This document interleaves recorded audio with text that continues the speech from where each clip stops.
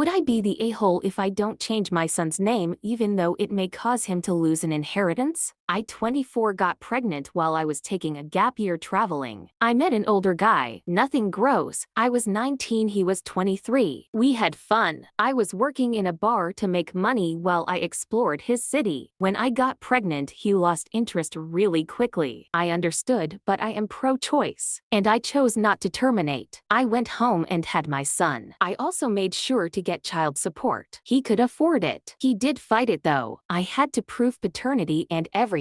Through that, his parents found out. They are well off. They have met my son and they truly do seem to love him. They have provided gifts for his birthday and Christmas. They helped me with extra money so I could complete my university without going into debt. They have taken us on vacation with them so they could spend time with him. They aren't my biggest fans, but we are cordial to each other. 3 months ago, my son's father passed away. He got drunk at his bachelor party, tripped on the sidewalk, and hit his head. And that was all she wrote. My son and I attended the funeral. We spent a week in that city so his grandparents could see him. They approached me with an offer. They had no other children or grandchildren. Their son was only 28, so he had lots of time to provide them legitimate kids. They did not say this, I'm just assuming, so they never thought about my son's name. They said that if I changed his surname to theirs legally, they would make him their primary heir. I think this is dumb. He is their only grandchild and they would deny him an inheritance because of his last name? I said I would consider it, to be polite, and have left it at that.